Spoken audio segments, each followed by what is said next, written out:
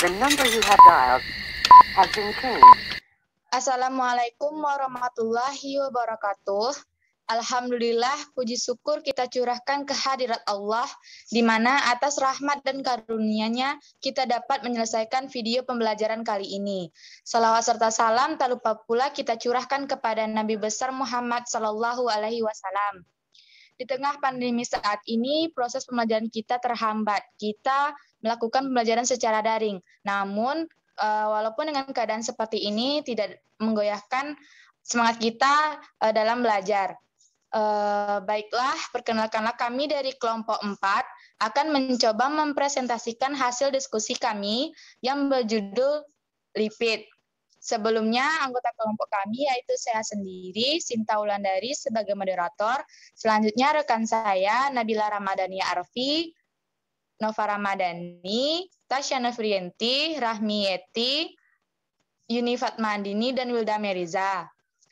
Baiklah, kita langsung saja masuk ke sesi pemaparan materi. Materi yang pertama akan dijelaskan oleh rekan saya, Nova Ramadhani. Waktu dan tempat dipersilahkan.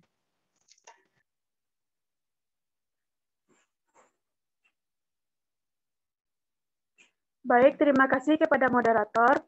Saya akan membacakan materi tentang pengertian lipid.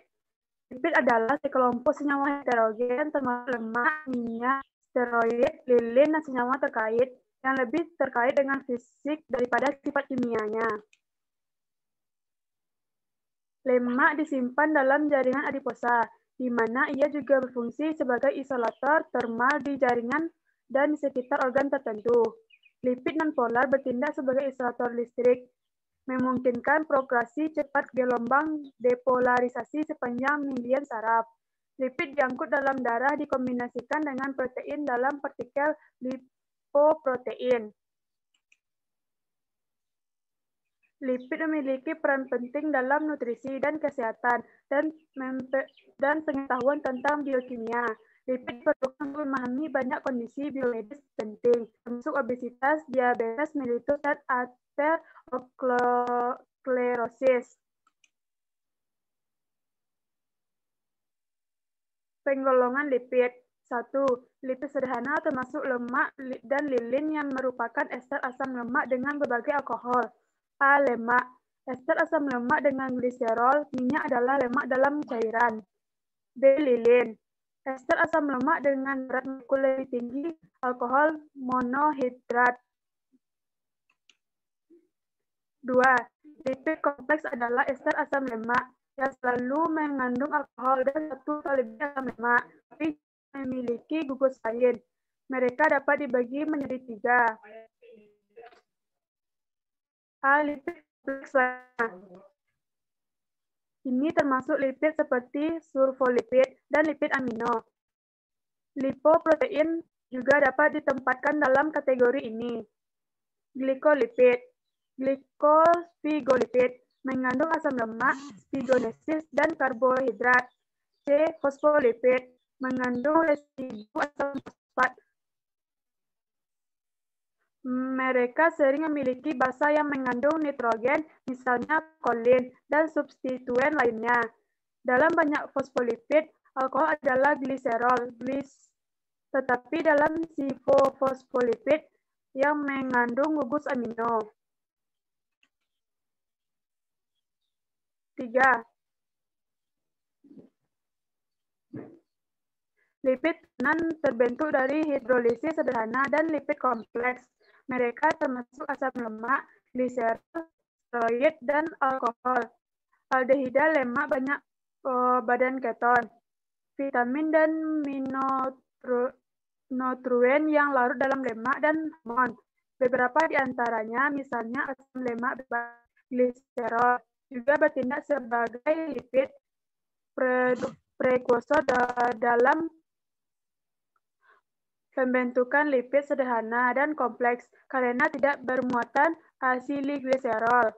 Kolesterol dan ester kolesterol disebut lipid netral.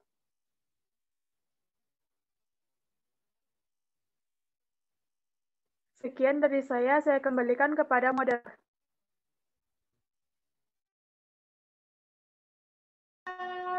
Baiklah, terima kasih atas penyampaian materinya. Nova, selanjutnya akan dilanjutkan oleh rekan saya, Tasya Nafriyanti. Kepada Tasya, waktu dan tempat dipersilakan. Baik, saya akan melanjutkan pemaparan materi, yaitu tentang struktur lipid. Lipid merupakan senyawa yang beragam secara struktural yang tidak terlarut dalam air atau bersifat hidrofobik. Lipid utama adalah asam lemak.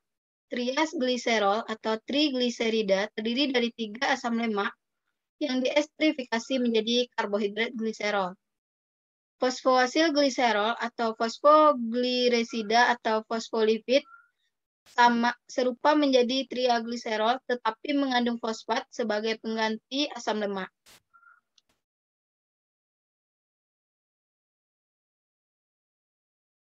Ada sifat kimia dan fisika lipid. Di antaranya yaitu yang pertama, asam lemak biasanya rantai alfatik lurus dengan gugus metil di salah satu ujungnya yang disebut karbon dan gugus karboksil di ujung lainnya. Asam lemak pada manusia memiliki jumlah atom karbon yang genap, biasanya antara 16 sampai 20. Asam lemak jenuh memiliki ikatan tunggal antara karbon dalam rantai, dan asam lemak tak jenuh mengandung 1 atau lebih ikatan rangkap. Yang keempat, asam lemak jenuh yang umum terdapat dalam sel adalah asam palmitat atau C16 dan asam astreatat C18.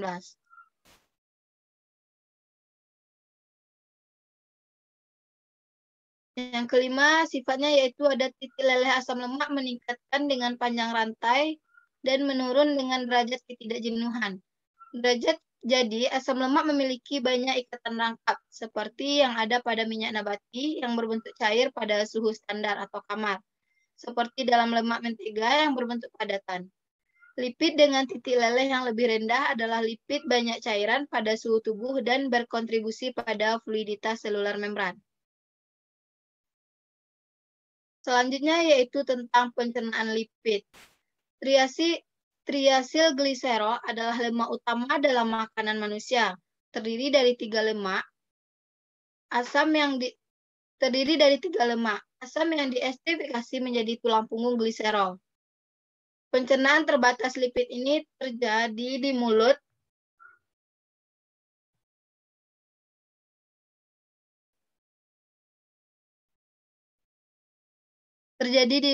atau lipase lingual dan lambung lipase lambung karena kelarutan substrat. Di usus bagaimanapun, lemak diemulsi oleh garam empedu yang dikeluarkan dari kantong empedu. Ini meningkatkan ketersediaan luas permukaan lipid pada pankreas, serta kolipase untuk mengikat dan mencerna trigliserida. Produk degradasi adalah asam lemak bebas dan 2-min-monoasilgliserol. Ketika makanan yang dicerna sebagai memasuki usus, hormon cholecystokinin disekresikan oleh usus, yang menandakan kandungan empedu untuk berkontraksi dan melepaskan asa empedu dan pankreas untuk melepaskan enzim pencernaan.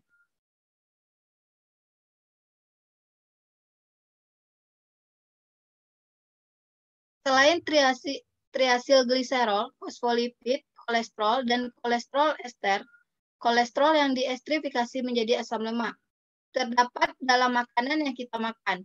Fosfolipid hidrolisis dalam lumen usus oleh fosfolipase A2 dan kolesterol ester dihidrolisis oleh kolesterol esterase.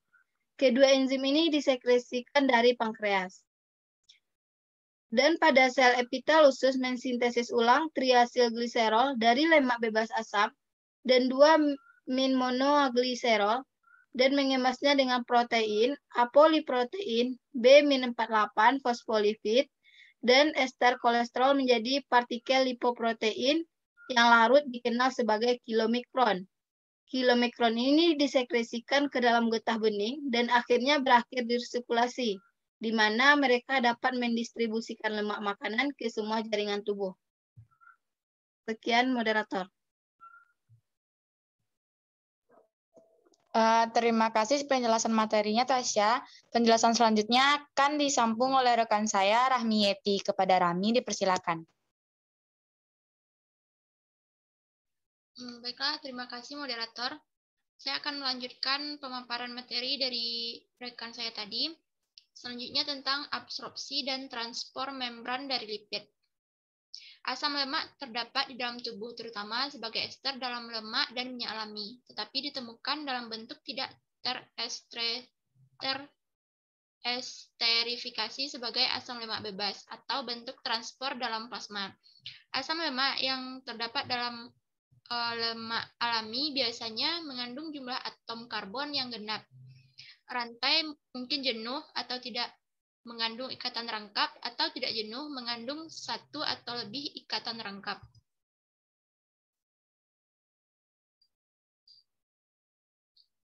Selanjutnya, transport lipid dalam darah.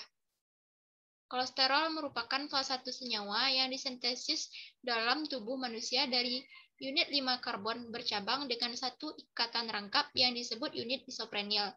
Unit isoprenil digabungkan dalam rantai panjang untuk membentuk struktur lain, seperti rantai samping koenzim Q pada manusia dan vitamin A pada tumbuhan. Unit isoprena membentuk polimer untuk menghasilkan gugus granil 10 karbon dan gugus farnesil 15 karbon. Gugus granil dan farnesil karena sifatnya yang sangat hidrofobik sering terikat secara kovalen protein untuk memungkinkan protein untuk berasosiasi dengan membran sel. Sekian dari saya, dikembalikan kepada moderator. Terima kasih Ramiyeti. Pemaparan selanjutnya akan disambung oleh rekan saya, Nabila Ramadhania Arfi. Kepada Nabila dipersilakan. Baiklah, terima kasih kepada moderator. Saya akan melanjutkan pemaparan materi dari rekan saya tadi. Saya akan menjelaskan tentang sintetis dan oksidasi asam lemak jenuh. Asam lemak biasanya rantai alifatik lurus dengan gugus metil di salah satu ujungnya dan gugus karboksil di ujung lainnya. Asam lemak pada manusia memiliki jumlah atom karbon yang genap, biasanya antara 16 dan 20. Asam lemak jenuh memiliki ikatan tunggal antara karbon dalam rantai. Asam lemak tak jenuh mengandung satu atau lebih ikatan rangkap. Asam lemak jenuh yang umum terdapat dalam sel adalah asam palmitat dan asam stearat. Meskipun kedua asam lemak ini umumnya disebut dengan nama umum. Asam lemak yang lebih pendek sering disebut dengan kata Latin untuk jumlah karbon, seperti asam oktanoat dan asam dekanoat. Seperti dalam lemak mentega adalah padatan.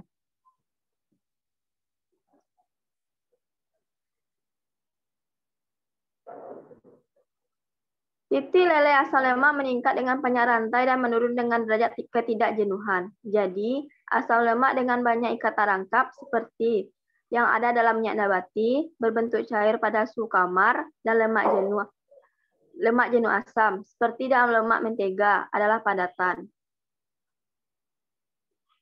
Selanjutnya, sintesis dan oksidasi asam lemak tak jenuh. Asam lemak tak jenuh tunggal mengandung satu ikatan rangkap, dan tak jenuh ganda. Asam lemak mengandung dua atau lebih ikatan rangkap. Posisi ikatan rangkap ditentukan oleh jumlah karbon dalam ikatan rangkap, yaitu paling dekat dengan gugus karboksil. Misalnya, asam oleat yang mengandung 18 karbon dan ikatan rangkap. Asam lemak juga diklasifikasikan berdasarkan jarak ikatan rangkap yang paling dekat dengan akhir, atau gugus metil di ujung terjauh dari gugus karboksil. Jadi, oleat asam adalah asam lemak 9, dan asam linolenat adalah asam lemak 3. Asam arakidonat, asam lemak tak jenuh ganda dengan 20 karbon dan ikatan rangkap, adalah lemak 6 asam yang sepenuhnya. Sekian dari saya kembalikan kepada moderator.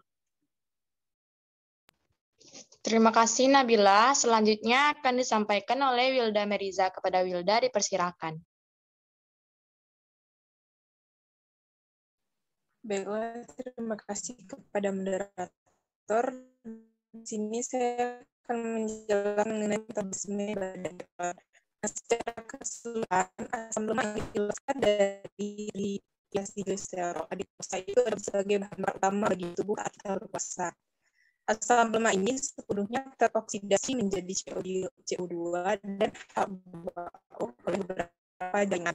Jadi banyak asetil-CoA dihasilkan dari deoksidasi asam lemak digunakan untuk sintesis badan keton asetoasetat dan hidroksibutirat yang masuk ke dalam darah. Di otot rangka dan lainnya jaringan, badan keton ini diubah kembali menjadi asetil-CoA yang dioksidasi dalam siklus TCA dan pembentukan ATP. Kemudian nasib alternatif asetoasetat di jaringan adalah pembentukan asetil-CoA di sitosol.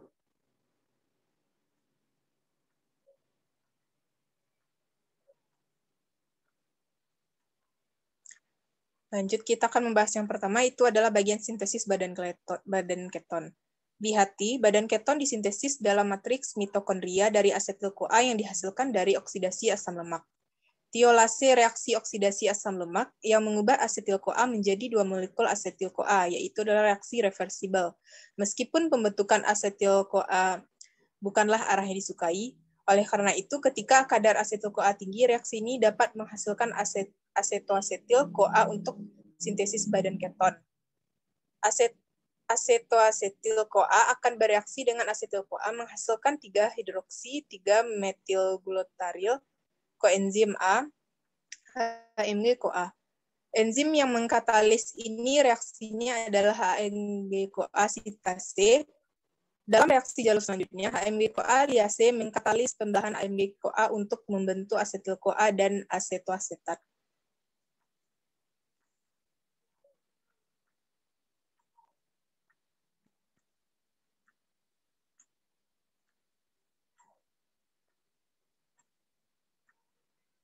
Lanjut, itu adalah oksidasi badan keton sebagai bahan bakar.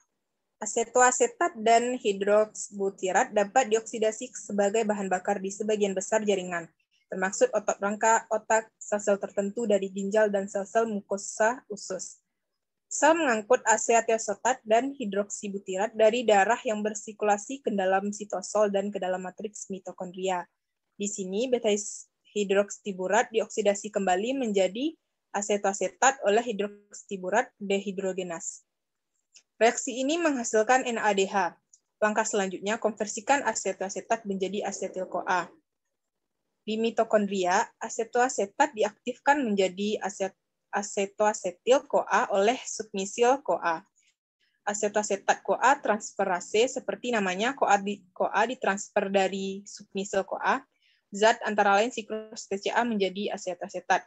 Walaupun hati menghasilkan badan keton, hati tidak menggunakannya karena tiotransferase ini enzim tidak tersedia dalam jumlah yang cukup. Lanjut, itu adalah jalur alternatif metabolisme tubuh keton. Meskipun oksidasi asam lemak biasanya merupakan sumber utama badan keton, mereka juga dapat dihasilkan dari katabolisme asam amino tertentu seperti leusin, isoleusin, lisin, triptofan, fenilanin, dan tirosin. Asam amino ini disebut juga sebagai asam amino katogenik dikarenakan kerangka karbonnya dikatabolisme menjadi asetil-CoA atau asetoatil-CoA yang dapat memasuki jalur badan keton sintesis di hati. Leusin dan isoleusin ini juga membentuk asetil-CoA dan asetoasetil-CoA di jaringan lain serta hati. Asetoasetat dapat diaktifkan menjadi asetoasetil-CoA di sitosol oleh enzim yang mirip dengan sintase asil-CoA. Asetoasetil-CoA ini dapat digunakan langsung dalam sintesis kolesterol.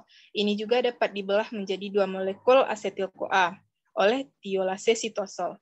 Asetil-CoA sitolisik diperlukan untuk proses seperti proses asetilkolin dan dalam sel saraf.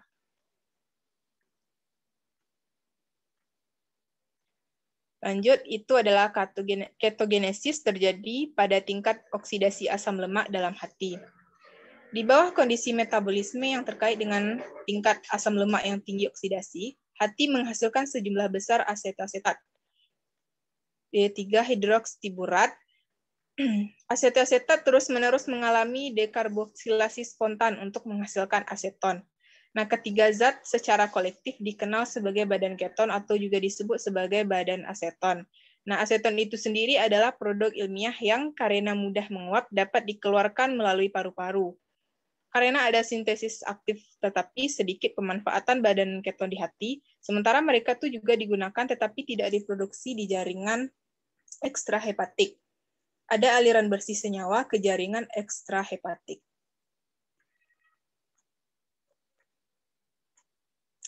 Lanjut, itu ada keterangan gambar mengenai keterkaitan badan keton D3-hidroksiburat. Dehidrogenase adalah enzim mitokondria.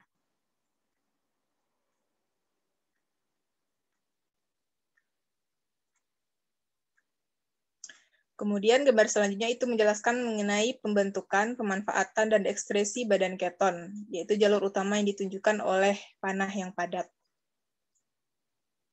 Baiklah, sekian dari saya kembalikan lagi kepada moderator. Terima kasih Wilda. Baik, pemaparan materi selanjutnya akan disampaikan oleh rekan saya Yuni Fatma Andini. Kepada Fatma dipersilakan. Baik, saya akan menjelaskan materi mengenai metabolisme badan keton. Asetoasetil CoA adalah substrat untuk ketogenesis. Enzim yang bertanggung jawab untuk pembentukan badan keton atau ketogenesis adalah berhubungan terutama dengan mitokondria. Kondensasi dari asetoasetil CoA dengan molekul asetil CoA lainnya adalah 3-hidroksi-3-metilglutaryl CoA atau HMG CoA membentuk HMG CoA. HMG CoA kemudian menyebabkan asetil CoA berpisah dari HMG CoA, meninggalkan asetoasetat bebas. Kedua enzim harus ada dalam mitokondria untuk ketogenesis berlangsung.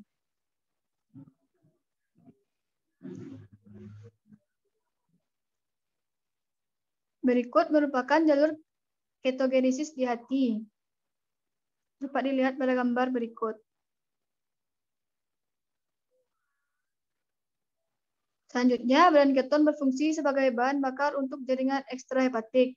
Pada jaringan ekstrahepatik, asetoasetat diaktifasi menjadi asetoasetil CoA oleh suksinil CoA asetoasetat CoA. CoA ditransfer dari suksinil CoA untuk membentuk asetoasetil CoA. Dalam sebuah reaksi membutuhkan penambahan CoA. Dua molekul asetil CoA dibentuk oleh pemecahan asetoasetil CoA oleh tiolase dan ini dioksidasi di siklus asam sitrat. 1 mol asetoasetat atau 3-hidroksibutirat menghasilkan 19 atau 21,5 mol ATP masing-masing melalui jalur ini. Jika kadar darah badan keton naik ke konsentrasi 12 milimol per liter, oksidatif menjadi jenuh pada tahap ini. Sebagian besar konsumsi oksigen dapat dijelaskan oleh oksidasi mereka. Berikut adalah gambar transportasi badan keton dari hati dan jalur pemanfaatan dan oksidasi di jaringan ekstrahepatik.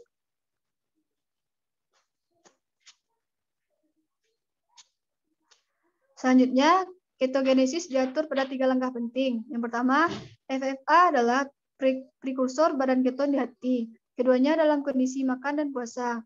Hati mengekstrak 30% FFA yang melewatinya sehingga pada konsentrasi tinggi fluks yang masuk ke organnya cukup besar.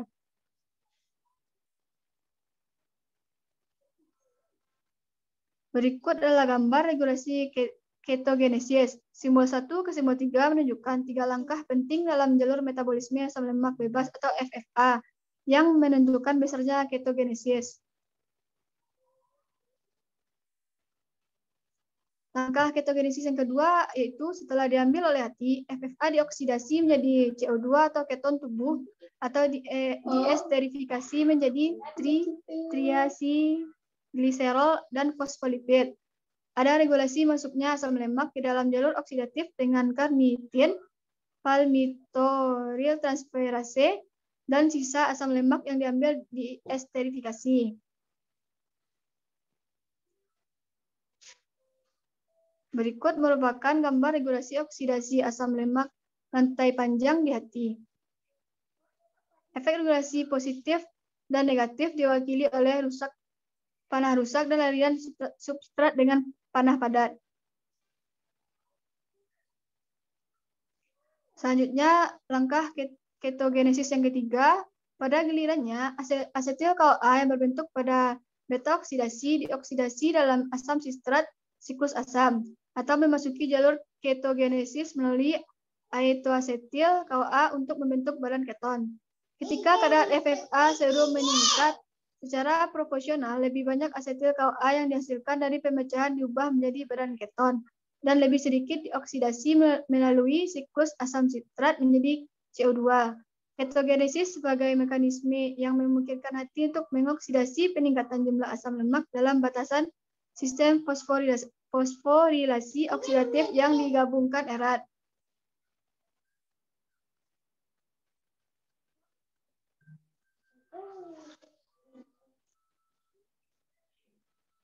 Selanjutnya, jaringan yang menggunakan badan keton. Hampir semua jaringan dan jenis sel, kecuali hati dan sel darah merah, dapat menggunakan badan keton sebagai bahan bakar. Beberapa jaringan lain, seperti otak, menggunakan badan keton untuk tingkat yang lebih besar. Misalnya, sel-sel usus mukosa yang mengangkut asam lemak dari usus ke darah menggunakan keton tubuh dan asam amino, bukan asam lemak selama kelaparan. Sekian penjelasan materi dari saya kembalikan kepada moderator. Baiklah, terima kasih kepada Yuni Fatma. Materi selanjutnya akan saya sampaikan sendiri, yaitu mengenai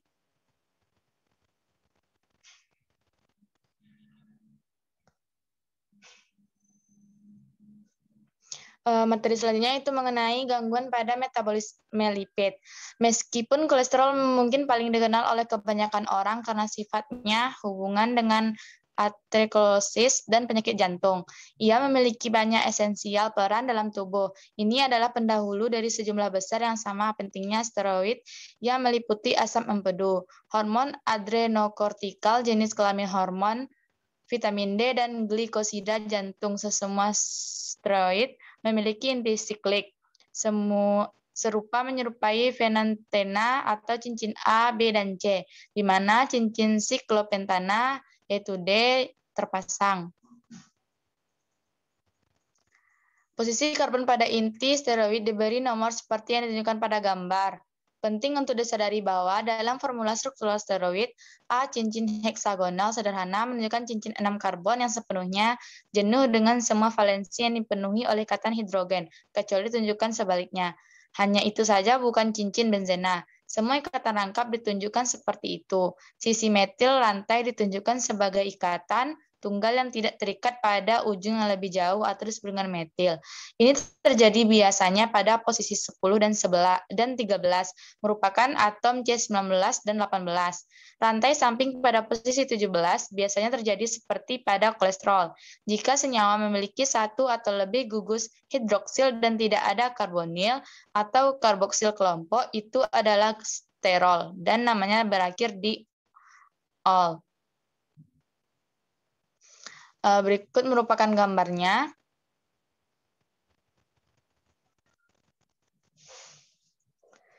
Baiklah, mungkin cukup sekian hasil diskusi dari kelompok kami. Terlebih dan kurangnya kami mohon maaf. Kami sudahi dengan wabillahi taufiq wal hidayah.